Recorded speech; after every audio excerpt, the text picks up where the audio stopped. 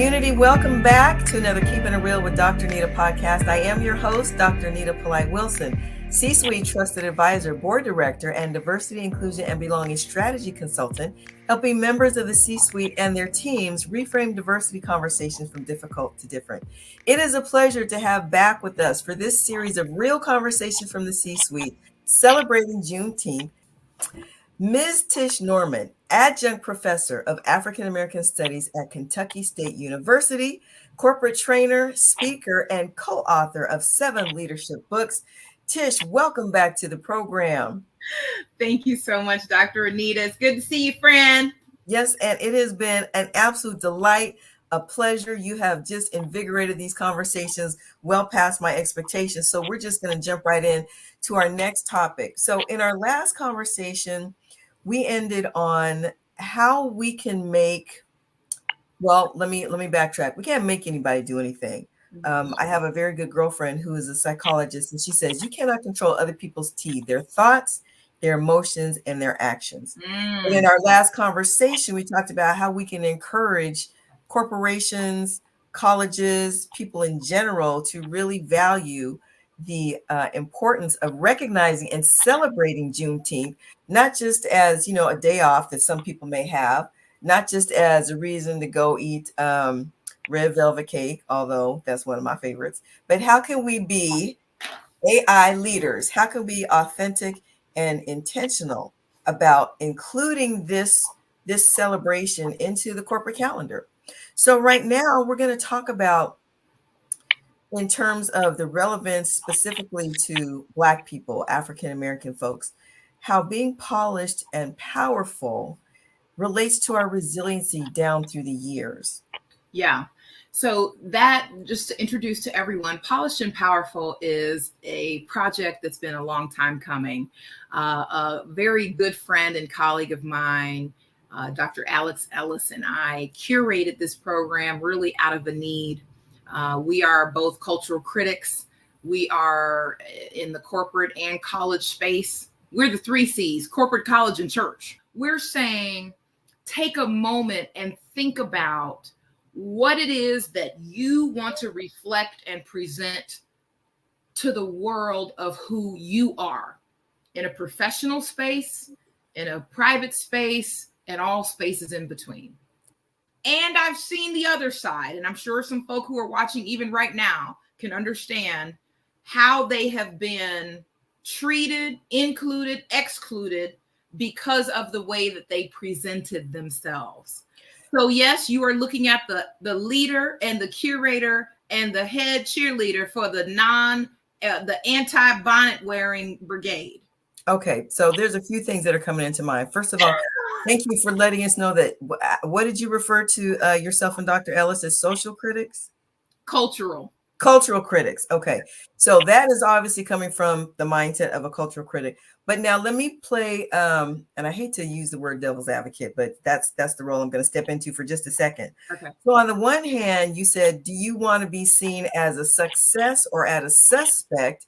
But then how does that play into racial profiling? Just because I look a certain way, you're going to make assumptions about me. And oh, by the way, I have been into those stores, in particular out here. Because I know you're in Georgia. Out here, there's South Coast Plaza. Oh, I've been there.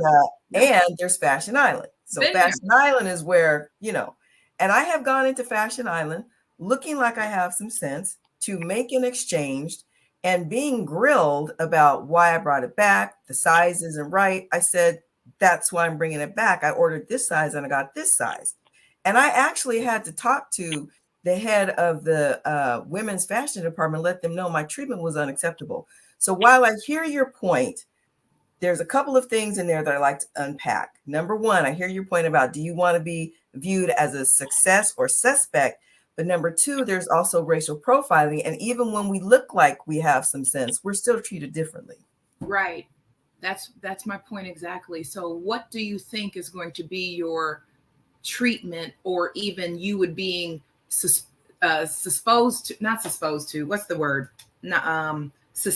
to when someone like Oprah, for example, gets kicked out of or profiled in Hermes in its flagship store in Europe.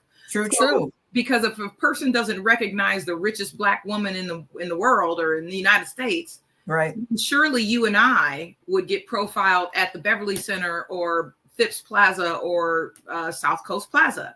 What we deem now as we could do better in maybe a year's fashion cycle, it will be worn by the mainstream and seen as fashion. Yeah, I will see what I have noticed, because once again, not only am I a cultural critic, but because I've been involved in the space with young people for decades, my eye, and plus I'm observant, Dr. Nita, I'm always. I know you are. Nothing passes you. Right. I learn by living, and my learning is the world. It's not just a classroom or in a book.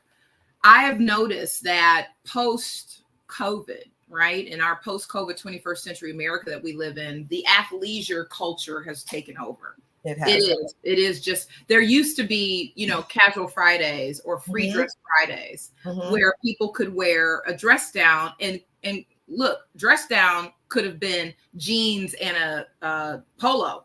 Yes, I remember. Khakis and a polo. Right. Now I would, oh gosh, I don't even know. Right. I don't even know if there's such a thing, because we train, we inspire, we talk about your exterior, but before we even talk about that, we talk about the interior, the head and the heart.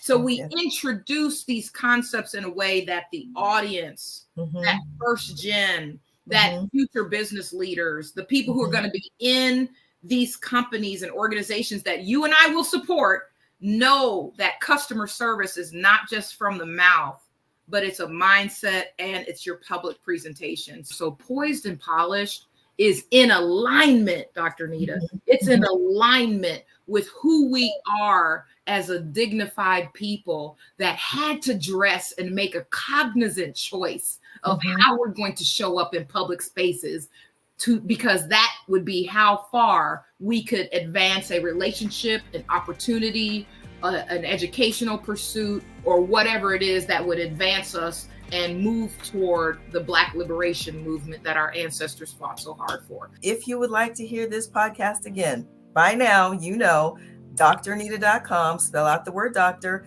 On the landing page at the top, click the link that says Keeping It Real Podcast. And you can hear this or any of the previous conversations, the real conversations from the C-suite that we've been having this month with Tish Norman. And while you're there, please check out my services and resources. In the meantime, you know what I'm going to ask you to do for me. Please get in the flow, follow, like, and overshare any of my podcasts that help you reframe diversity conversations from difficult to different. Please share them with your network. Until next time, this is Dr. Anita reminding you to stay blessed and keep it real.